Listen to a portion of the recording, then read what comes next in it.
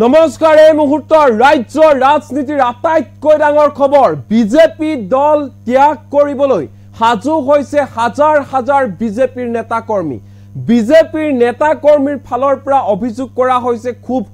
উজাৰি কোৱা হৈছে যে বিজেপি দলৰ প্ৰতি বৰ্তমান সময়ত আমাৰ আস্থা বিশ্বাস হেৰাই গৈছে বিজেপি দলৰ প্ৰতি আমাৰ মনোবল ভাঙি পৰিছে এনে ধৰণে খুব উজাৰিছে হাজাৰ হাজাৰ বিজেপি নেতা কৰ্মীয়ে সমান্তৰালকৈ দেখিবলৈ পোৱা গৈছে এফালে যদি সমগ্ৰ অসমতে বৰ্তমান সময়ত বিজেপিৰ সদস্য ভৰ্তি অভিযান চলি আছে তাৰ মাজতে এনে ধৰণে সদলে বলে বিজেপি দল ত্যাগ কৰাৰ হুংকাৰ প্ৰদান কৰিছে হাজাৰ হাজাৰ বিজেপিৰ নেতা কৰ্মীয়ে এই মুহূৰ্তত জনাই আছো এই ডাঙৰ খবৰ বিজেপি ত্যাগ কৰিবলৈ হাজু হৈছে হাজাৰ হাজাৰ বিজেপিৰ নেতা কৰ্মী ৰাজ্যিক বিজেপিক দল ত্যাগ কৰাৰ হুংকাৰ হাজাৰ হাজাৰ বিজেপিৰ নেতা কৰ্মী বিজেপি দলৰ প্ৰতি আস্থা বিশ্বাস হেৰুৱাই পেলাইছে খুদ বিজেপিৰ নেতা কৰ্মীয়ে বিজেপি দলৰ প্ৰতি মনোবল ভাঙিছে বিজেপিৰ নেতা কৰ্মী এই কথা নিজে স্বীকাৰ কৰিছে সংবাদমেলত বিজেপিৰ নেতা কৰ্মীয়ে এফালে বিজেপিৰ সদস্য ভৰ্তি অভিযান আনফালে হাজাৰ হাজাৰ বিজেপি নেতা কৰ্মীৰ দল ত্যাগৰ হুংকাৰ নিৰাপত্তাহীনতাৰ লগতে দলৰ প্ৰতি আস্থাহীনতাত ভুগিছে সোণাৰীৰ হাজাৰ হাজাৰ বিজেপি নেতা কৰ্মী আজিৰ ভিতৰত যদি গ্ৰেপ্তাৰ কৰিব নোৱাৰে দেৱজিৎ হাজৰিকাৰ হত্যাকাৰীক তেনেহলে পৰৱৰ্তী সময়ত আমি বেলেগ ব্যৱস্থা ল'ম বুলি হুংকাৰ প্ৰদান কৰিছে সোণাৰীৰ বিজেপি নেতা কৰ্মীসকলে দলৰ হৈ নিষ্ঠাৰে কাম কৰি চৰম সিদ্ধান্ত লোৱা নেতাৰ পৰিয়ালক ৰক্ষণাবেক্ষণ দিয়া নাই বিজেপিয়ে আৰটিআই কৰ্মী দুলাল বৰাক গ্ৰেপ্তাৰৰ দাবী ফেক সকিয়নি প্ৰদান কৰিলে বিজেপিক সোণাৰীৰ হাজাৰ হাজাৰ বিজেপিৰ নেতা কৰ্মীয়ে দেৱজিৎ হাজৰিকাই আত্মহত্যা কৰা নাই দেৱজিৎ হাজৰিকাক হত্যা কৰা হৈছে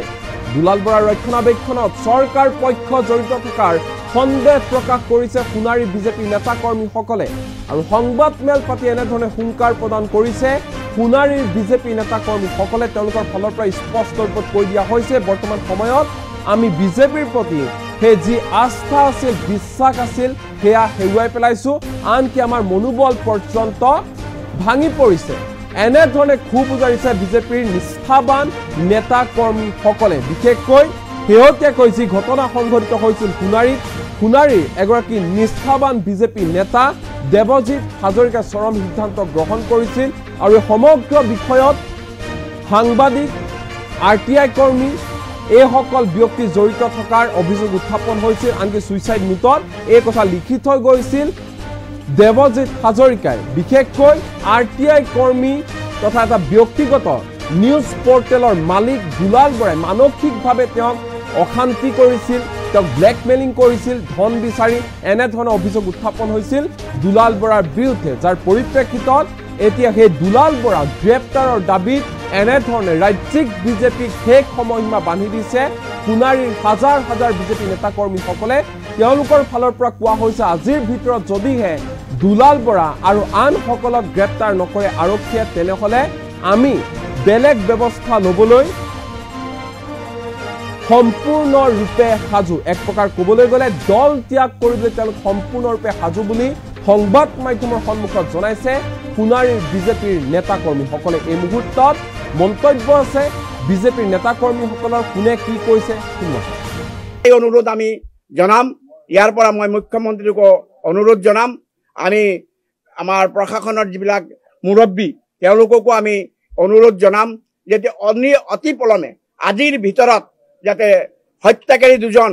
মই হত্যাকাৰী বুলিয়ে কৈছো ৰফিক আহমেদ এজন হত্যাকাৰী আৰু এজন হলগৈ দুলাল বৰা এজন হত্যাকাৰী তেওঁলোকে যদি এইবিলাক নিউজ নকৰিলেহেঁতেন আমাৰ সমাজৰ পৰা এই এনে এটা উঠি অহা যুৱক যি যুৱকজনৰ কাৰণে আমি বহুত আশা কৰি আছিলো যে চৰাইদেউ অকল ৰজাপুখুৰী আৰু টিয়ঘাট বুলি নহয়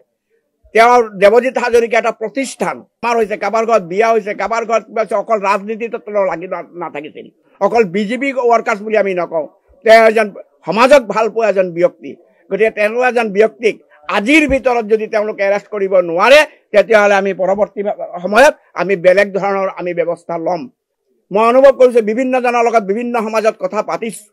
দলে যেতিয়া ৰক্ষণাবেক্ষণ এজন কাৰ্যকৰ্তাক দিব নোৱাৰে আৰু দিয়া নাই বুলি মোৰ অনুভৱ হৈছে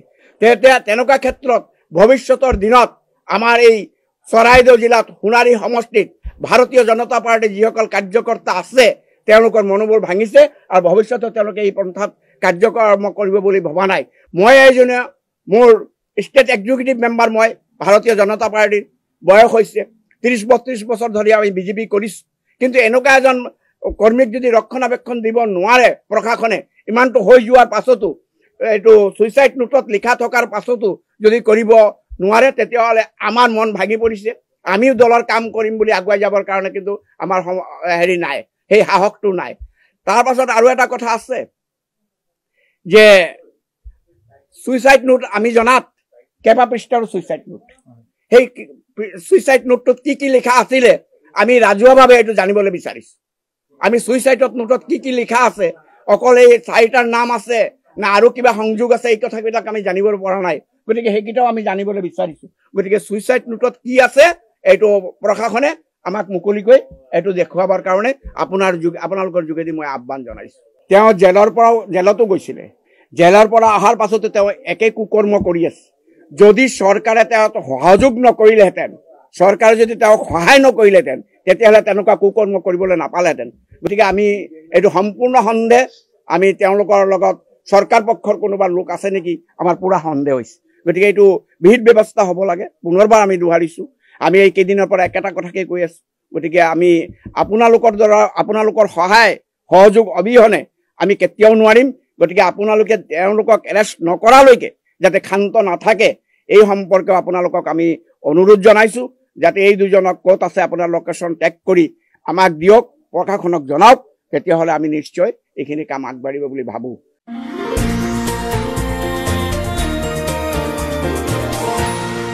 এনিটক্স,